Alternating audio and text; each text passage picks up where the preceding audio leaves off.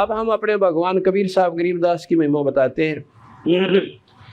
एक बार गरीबदास जी इस करोथा गांव से, क्योंकि गरीबदास जी के पूज्य पिताजी यही के रहने वाले थे, ब्याह रखे थे छुडानी बलराम जी, और उनकी माता श्री का नाम रानी था जो छुडानी की लड़की थी।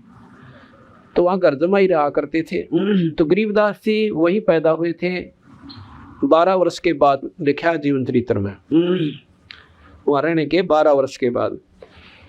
तो महाराज जी जब 20-22 साल की आयु के थे, जवान थे, घोड़े पर बैठ कर अपने क्रोध थमाया करते। पहला साधन ऐसे थे, रईस आदमी थे, महाराज के 2,500 बीघे जमीन थी, अकेले पुत्र थे।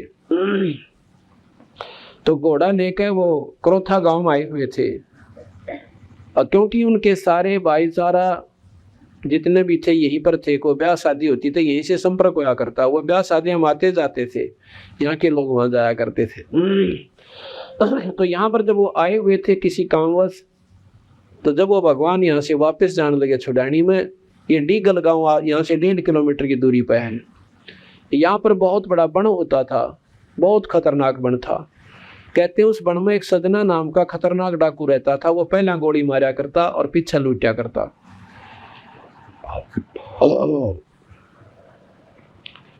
तो गरीबदास जी जब डीगल के पास पहुंचे, दिन छिप गया, देर तो चले थे।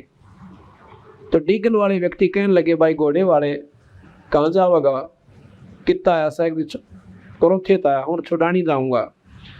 वो बोले, भाई गैर वक्त हो गया, ये समय जाने का कोई नहीं, तू या तो डीगल डट जा और नकुण सा करो था दूर से वापस चला जा। अब वो मालिक थे, परमात्मा थे, खुद भगवान थे, पूर्ण ब्रह्म थे। कहने लगे, भाई जाना बहुत जरूरी से ना, तो टाइम के चालन का था, मैं करो था डटे जाऊँ, रुक जाता ना, एव ना जाओ तुम। पहले बड़े प्रेमी आदमी हुआ करते थे। कहने लगे, यहाँ पर एक बहुत खतरनाक डाकू रहे से भयंकर, और भाई पहले हमारे बादशाह लूटे, आप ना जाओ।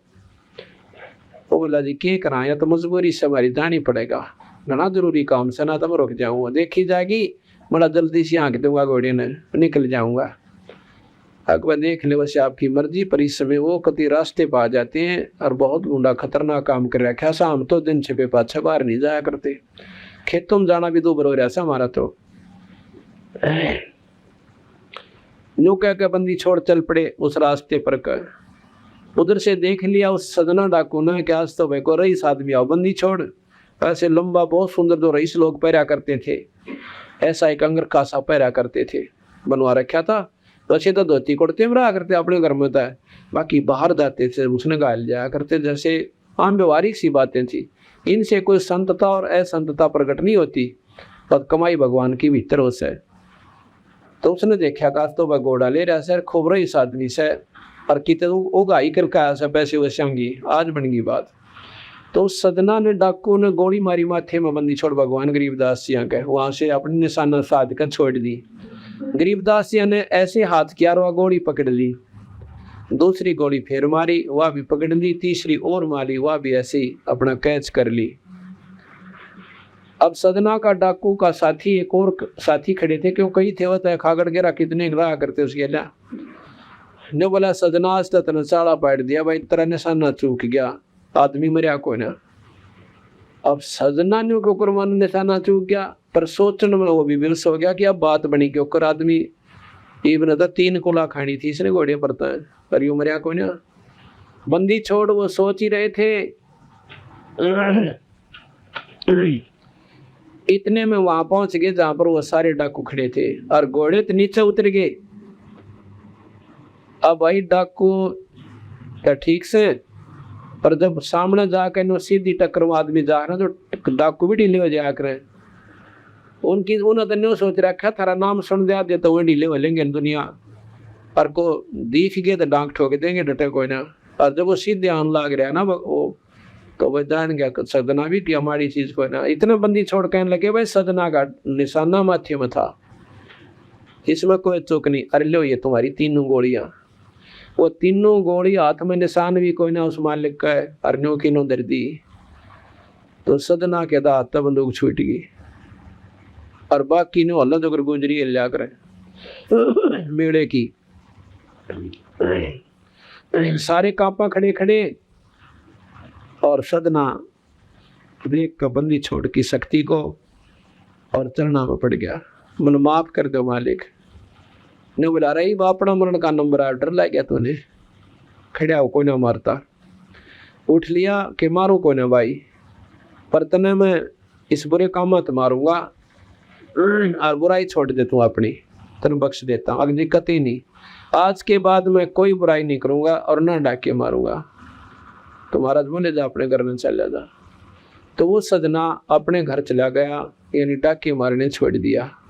ग्रंथ साहब में लिखा है न, उसमें जीवन चरित्र में लिखा है कि वो बालुट का रहने वाला था सजना, और फिर अपने पोते जमुना को गरीबदास जी के जाकर ने बोले महाराज जी मैंने आपका चढ़ा दिया। ने बोला भाई मैं ना चढ़ाया करता, मैं कोई कान पड़वा थोड़ा बैठा हूँ, को डेरा है मेरा, हमारा काम है अपने घर में भक्ति करो। हमने इसको उपदेश दे दिया। 7-8 वर्ष के जमुना दास था जो, उनको नाम दे दिया और सिर पर हाथ रख दिया कि ये घर में भगत हो जाएगा, संत होगा। तो वही जमुना दास चौबारे में बैठ कर भक्ति करा करता था। एक बार कहते हैं उनके घरवाले बोले रहे जमुना दास कहाँ कि आप ऊपर बैठे सो और बल भरे बंद रहे सामने के, यानी वृक्ष के नीचे, गर्मियों के दिन थे, हम फलाने गांव में जाऊं से और बैल देखता रहिए। अच्छा जी। इतने में दोपहरी के समय में चोर आ गए और दोनों बैल खोल कर चाल पड़े, और सदना जमुना दास देखा, वो बैल खोल के ले गए और घरवाले आगे रहा जमुना कहाँ जी, बैल को ना कित गए, चोर खोल ले गए।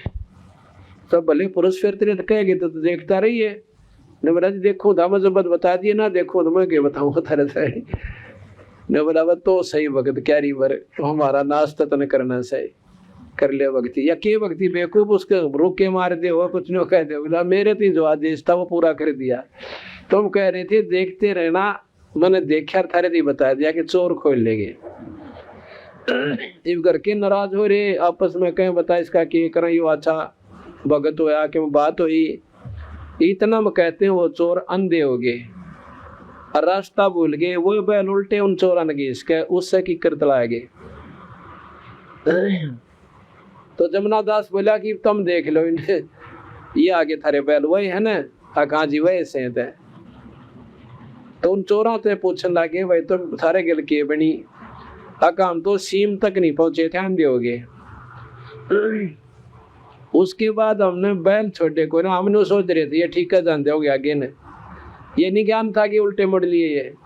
हमने न सोचा ये ठीक मुंह हो रहा है, ये मन मन 5-4 गांव निकल जाएंगे, आगे गांव का नाम पूछ लिया। हम तो इस गांव में न्यो बड़े थे, अकबर न्यो पूछांगे अगले गांव में कौन जाना, हमने फलाने में, अरे इतना तुमने मेरे को पकड़ लिया। इतने में उनकी आंखें भी ठीक होगी।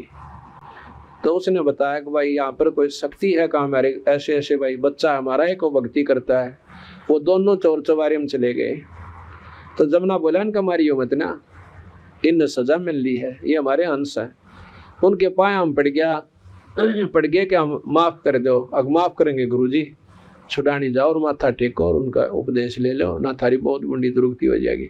उस दिन के बाद वो दोनों चोर भी नाम ले गए, बेड़ा पार करवाएंगे। तो संतान के संपर्क में बिरना किस पर ताली लाग जाए, क्यों कर बेड़ा पार हो जाए। तो यहाँ कहने का भाव यह है कि गरीबदास महाराज ने उस सदना डाकू की गोली को हाथ में ले लिया और भगवान कृष्ण ने बाज के पीछा छुटवाया। वो तो चलते हैं लिखी हुई, यानी जो जैसे घटना घटनी से ऐसे ही करेंगे, वो उनके बस की बात नहीं। ये कठपुतली बना रखे निरंजन ने, और इन समर्थ का सामने कुछ ना अड़ता। ये जो चाहे सो कर सकते हैं।